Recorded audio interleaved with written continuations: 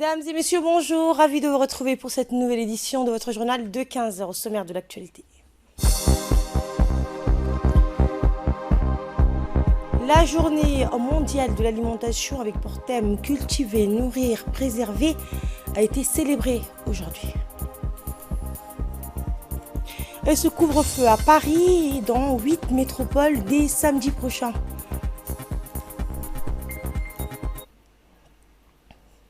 Nous sommes le jeudi 15 octobre 2020. Merci de nous accueillir chez vous. La République de Djibouti, à l'instar du reste du monde, a célébré ce matin la journée mondiale de l'alimentation au sein de la direction de la pêche du ministère de l'Agriculture. Cette journée avait pour thème cultiver, nourrir, préserver ensemble. Cette édition est l'occasion pour le gouvernement de Djibouti de renouveler son engagement à atteindre l'ODD numéro 2 qui consiste à éliminer la faim, assurer la sécurité alimentaire, améliorer la nutrition et promouvoir l'agriculture durable et résiliente face au changement climatique. Présidée par M.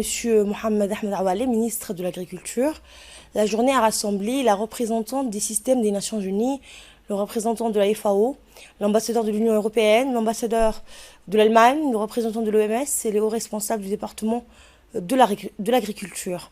Écoutez la représentante du système des Nations Unies qui a salué et loué les efforts du ministère de l'Agriculture dans la lutte contre les effets néfastes des criquets pèlerins sur l'agriculture djiboutienne.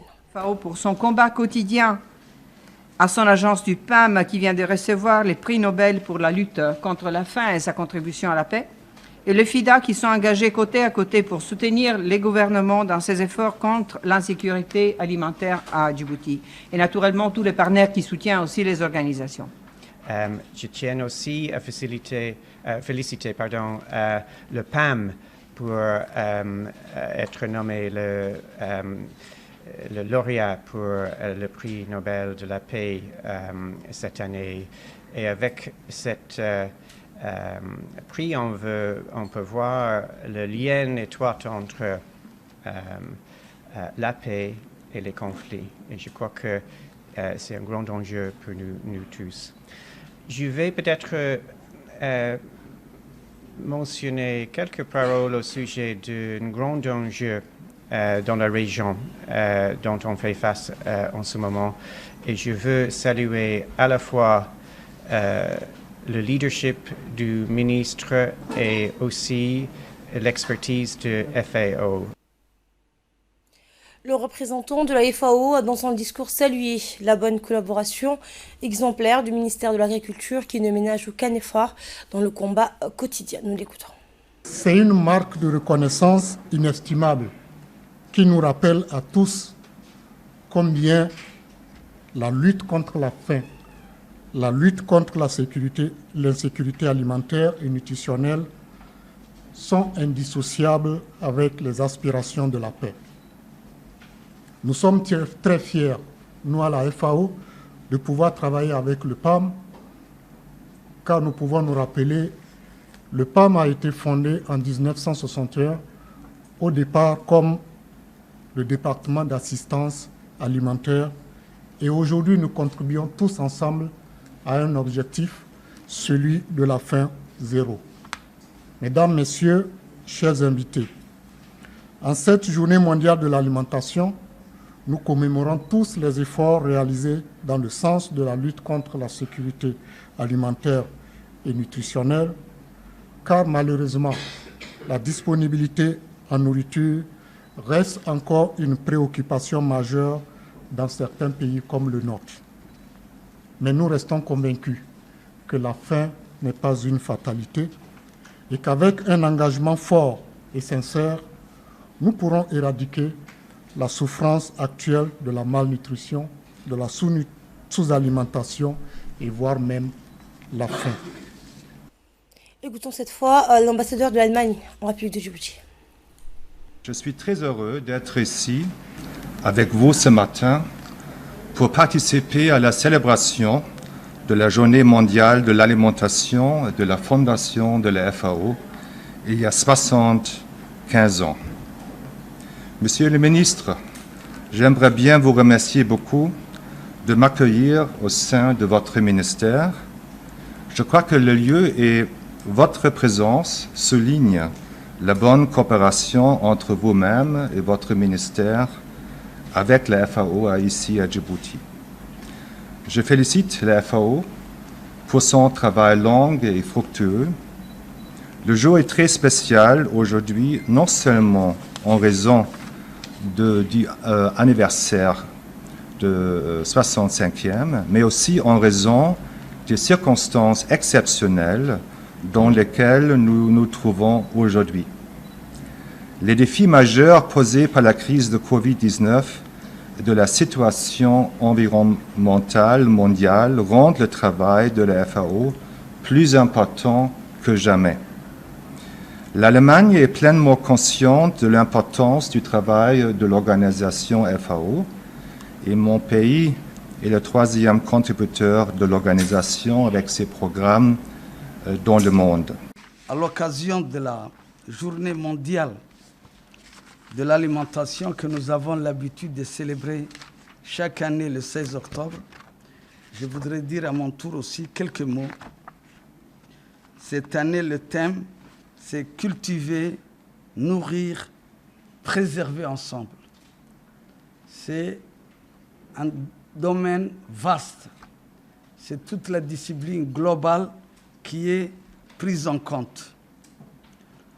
Nous avions l'habitude, à l'occasion de chaque événement de la célébration de la Journée mondiale, de regrouper en un seul lieu et d'amener tous les produits des terroirs, des activités que nous avons l'intention de en un seul endroit. Cette année, je voudrais dire que nous avons changé de méthode. La démarche est la suivante. Nous allons partir à proximité de la population rurale. Nous allons faire des actions multi-sites et multi-activités.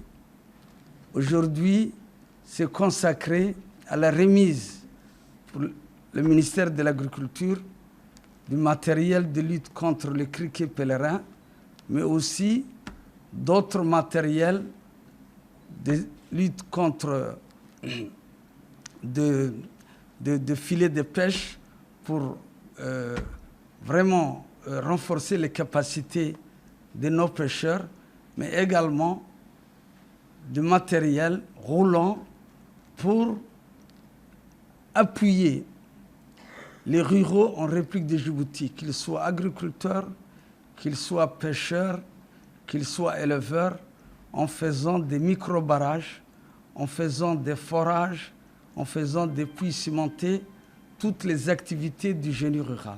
Et à l'issue des discours, les officiels ont procédé à la remise d'importants matériels au profit du ministère de l'Agriculture. Ces matériels sont offerts par la FAO, la base italienne, et l'Union européenne pour le ministère de l'Agriculture, afin de mener à bien ces missions auprès de la population.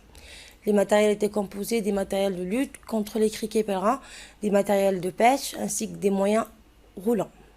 En effet, ces derniers, il a été constaté un afflux de criquets pèlerins en provenance des pays voisins ayant dévasté les cultures des riverains, diminuant ainsi la production agricole et réduisant à néant les efforts consentis durant des mois.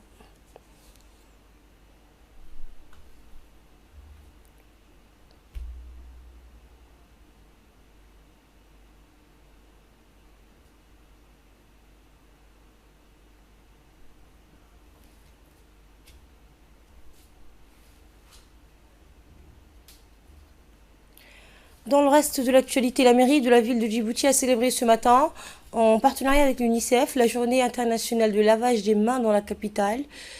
Cette célébration s'est déroulée en présence de nombreuses personnalités, notamment la maire de la ville de Djibouti, Fatouma Awal Ousmane, Madame Moumine Ahmed Hassan, ministre de la Femme et de la Famille, représentante de l'UNICEF à Djibouti, Madame Melva Johnson, le préfet de la ville de Djibouti, Ousmane Bélé, ainsi qu'en l'occurrence le président par intérim de la société civile, Youssouf Nouhou, le président de la commune de Razdika, Ibrahim Saïd Madzoul, et les présidents des différentes communes et les élus locaux. Cet événement a en outre suscité une mobilisation des hommes comme des femmes, jeunes et moins jeunes, après une séance de démonstration de lavage des mains Avec du savon, les personnalités sont exprimées tour à tour pour rappeler l'importance de lavage régulier des mains dans le but de prévenir les maladies liées au manque d'hygiène, en insistant sur le fait que se laver les mains avant de manger doit devenir une habitude pour tout un chacun. La représentante de l'UNICEF à Djibouti a expliqué que ce simple geste accessible à tous contribue, vous l'entendrez, à l'amélioration de la santé de la personne. Écoutez justement. Cette terminée, lancer un appel vibrant, solennel à toutes, en chacun pour faire du lavage de mains au savon au moment critique et du traitement de l'eau par le chlore, une réalité au quotidien pour la préservation de notre santé. UNICEF sera aux côtés du gouvernement et à côté de la mairie de Djibouti pour transformer ces gestes en un réflexe, un comportement à adopter automatiquement à la maison, à l'école et au sein des communautés et à relever ensemble les défis de santé publique. Écoutons un extrait de l'intervention de la maire de la ville de Djibouti, Mme Fatouma Al-Osman. L'objectif principal de cette journée est de sensibiliser un maximum de personnes sur les conséquences néfastes d'une mauvaise hygiène des mains.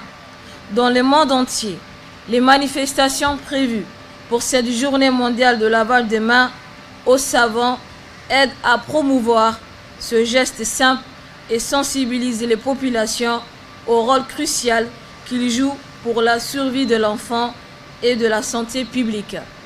Comme à l'accoutumée et à titre de bref rappel historique, la mairie de la ville de Djibouti a explicitement inscrit dans son agenda la célébration de cette journée mondiale tour à tour avec ses partenaires stratégiques.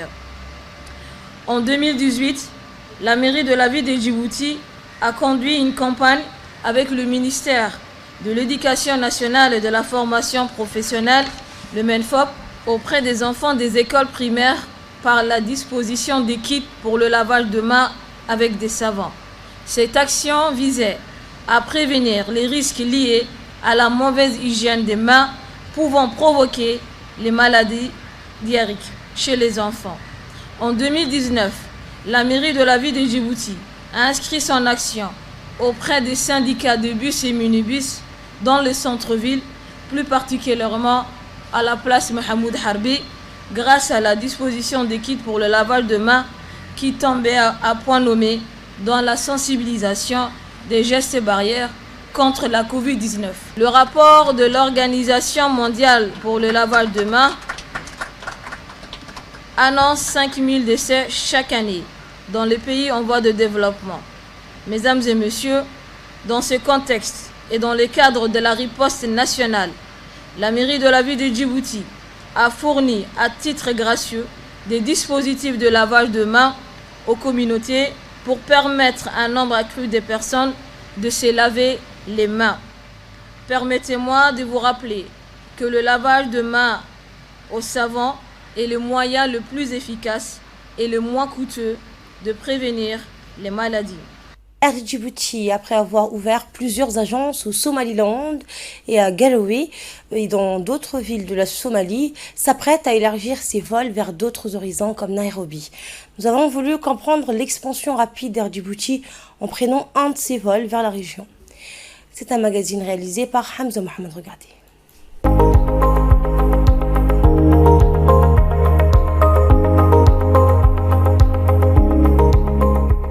Ce n'est pas un hasard si Air Djibouti a choisi le modèle Embraer ERG 145 pour assurer ses vols régionaux. En effet, si Air Djibouti utilise notamment cet avion d'une cinquantaine de places pour ses vols régionaux tels que Djibouti, Hargeisa, Garowe, Mogadiscio, c'est avant tout une question de rentabilité. La desserte d'Air Djibouti dans les régions ne se limite pas à ces trois destinations. Elle assure également les liaisons entre Djibouti, Diridawa et Addis Abeba. Robuste et confortable, l'avion joue un rôle de transporteur de passagers sur des vols n'excédant pas plus de 2500 km. Avec l'ouverture très récente d'une agence à Garowe, nous avons voulu explorer les différents horizons de la gazelle des airs. Pour ce faire, le seul moyen était de prendre l'avion pour rallier ces différentes villes de la région. Notre voyage a débuté à 6h du matin pour un décollage de Djibouti vers Hargeisa, Garowe, Mogadiscio et avec un retour prévu vers 17h30 à Djibouti. Dans le cockpit, le commandant de port uthopien, les capitaines de Wodros, Pia Zuhu et Mahad Hassan Ahmed, un jeune Djiboutien qui occupe le poste de copilote. Le jeune pilote Mahad est en passe de devenir, avec son nombre d'heures de vol, commandant de bord cette année. L'avion l'Embraer ERG 145, lancé à plein régime, effectue une facile accession dans les airs.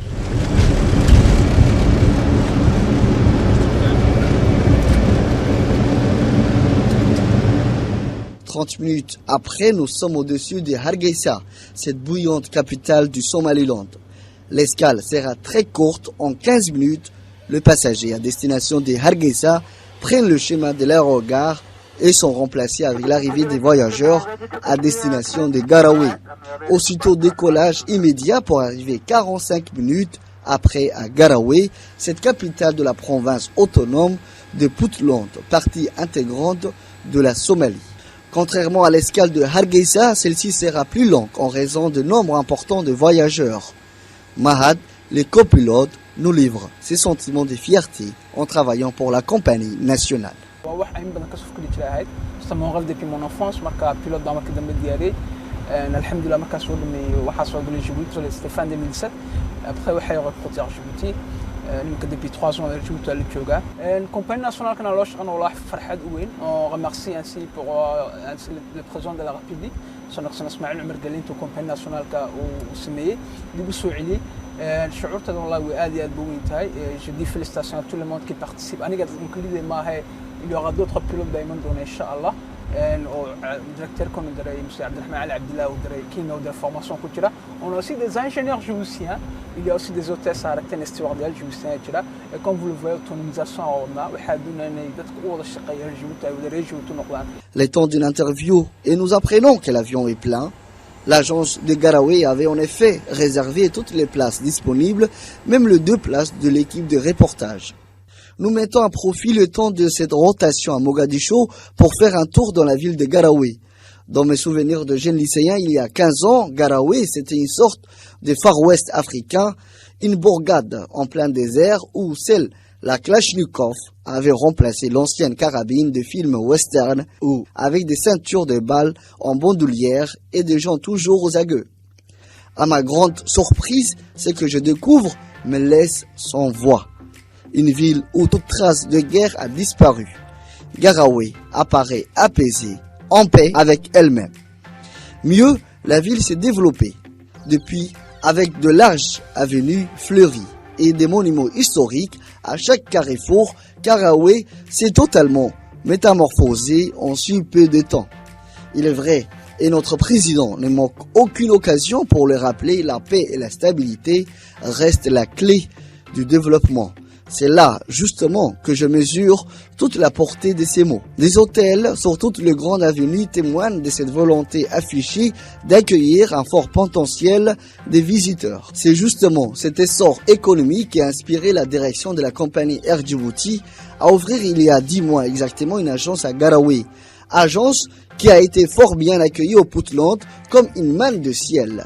Les habitants de Garowe ne cessent de remercier pour cette liaison le président djiboutien Ismaël Omar Guelleh et le directeur d'Air Djibouti Abdelrahman Ali Abdillahi d'avoir rendu opérationnel cette dessert d'Air Djibouti à Garowe.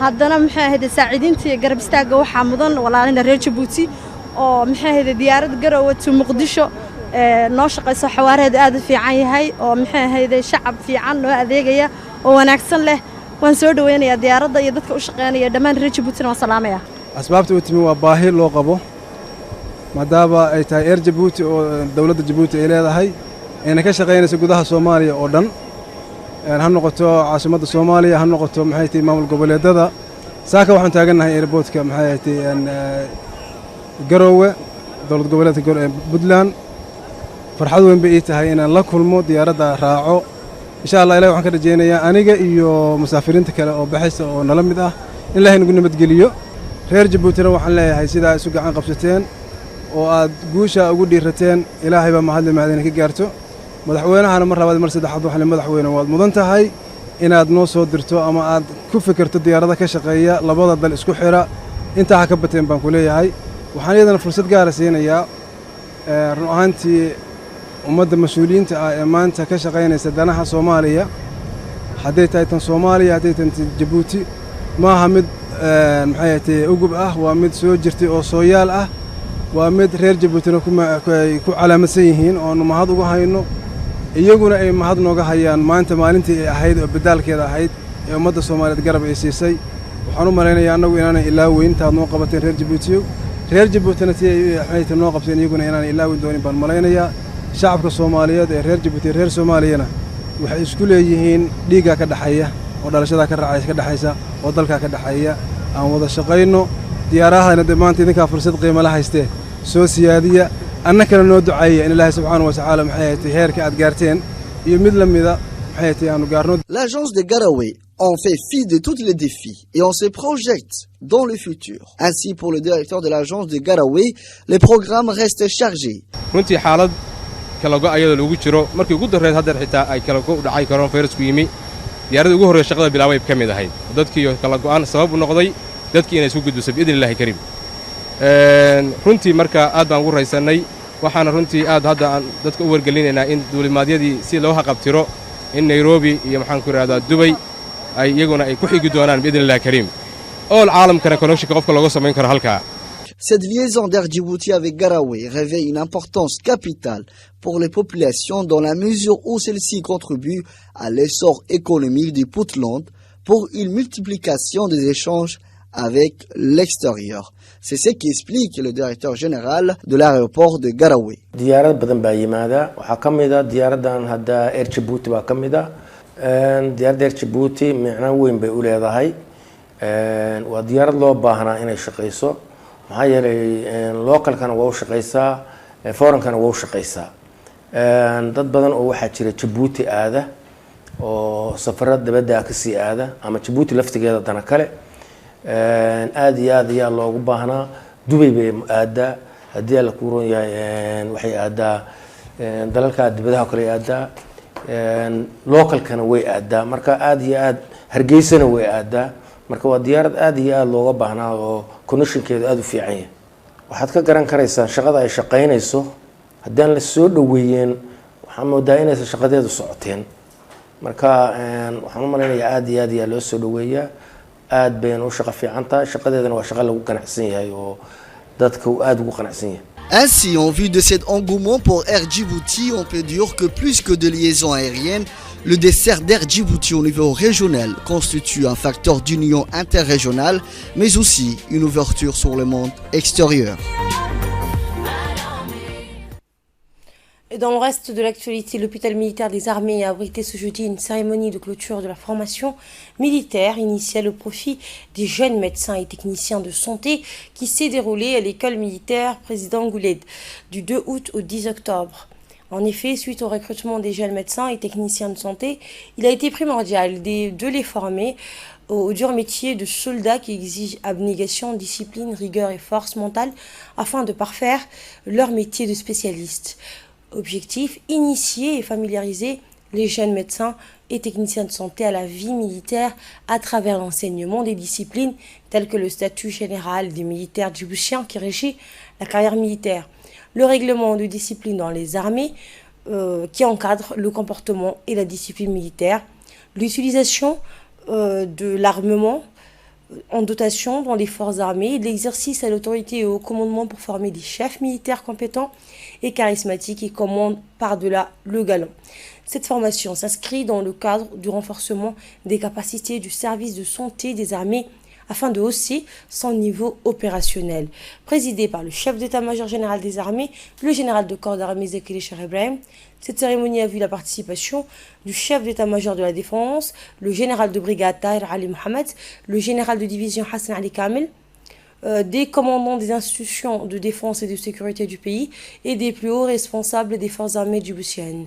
À son arrivée, vous le voyez à l'image, le général Zekele Cherebrahim a été accueilli par le général Tahir Ali Mohamed, chef d'état-major de la défense. Puis le général a effectué la revue des troupes composée du drapeau et de sa garde des éléments du piquet d'honneur et des stagiaires.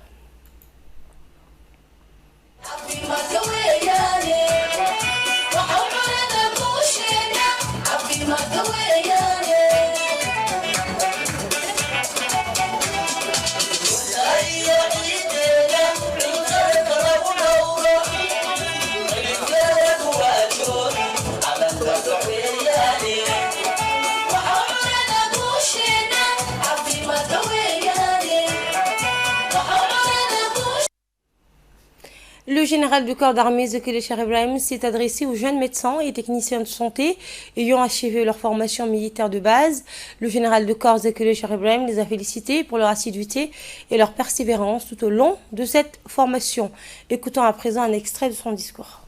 اللهم صل على محمد وعلى آله وأصحابه ونسائه وأزواجه وذريته صلاة دائمة بالدوام ملك الله.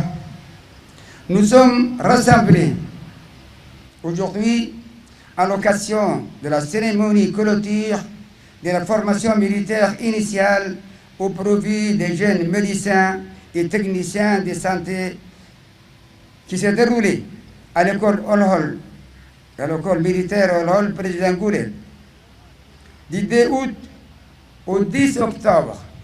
Durant votre stage à l'école militaire, vous avez suivi une formation et acquis des connaissances militaires, à savoir le statut général des militaires djiboutiens, le règlement des disciplines générales dans les armées, l'utilisation de l'armement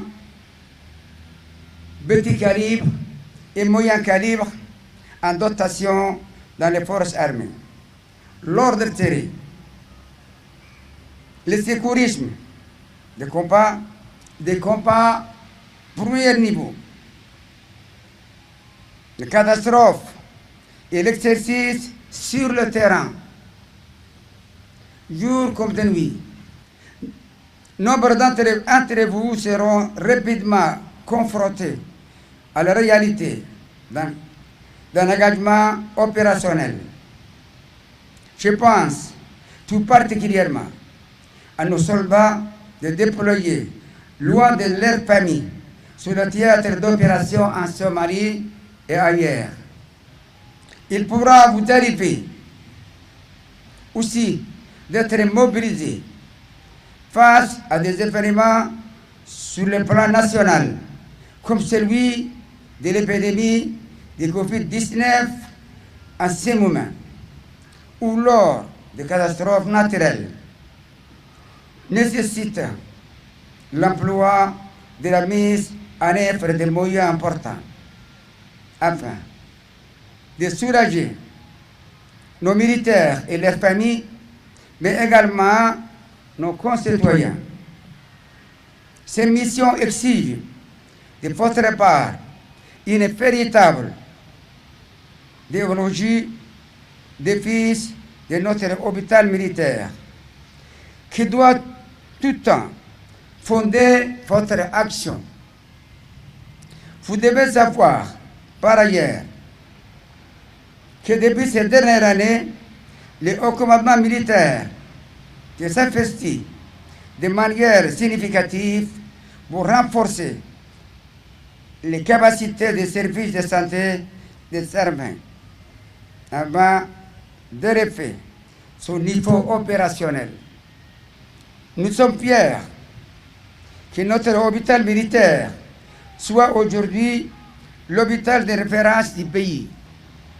Je saisis cette occasion pour féliciter la direction centrale des services des armées et des armées et la direction de l'hôpital militaire ainsi que leur personnel pour le travail remarquable accompli durant ces années écoulées.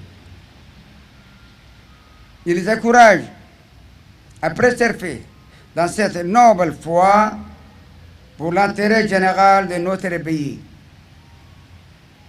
Je félicite également aussi le commandement de l'école militaire, président Gouled, pour la qualité de l'instruction dispensée à nos stagiaires.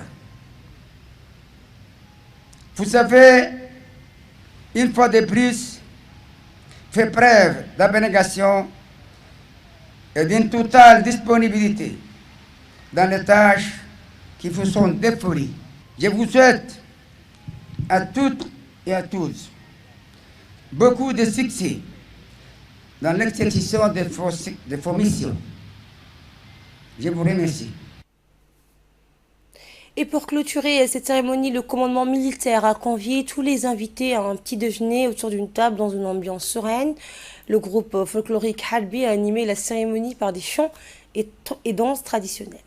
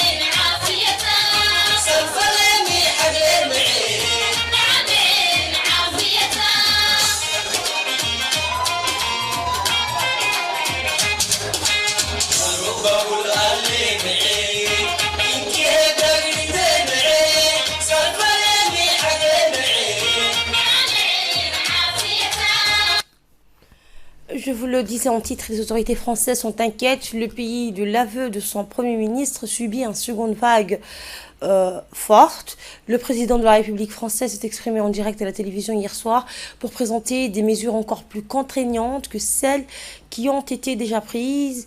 Emmanuel Macron a ainsi confirmé un nouveau dispositif évoqué depuis plusieurs jours, à savoir la mise en place d'un couvre-feu à Paris et dans 8 autres métropoles françaises pour lutter contre la propagation du Covid-19.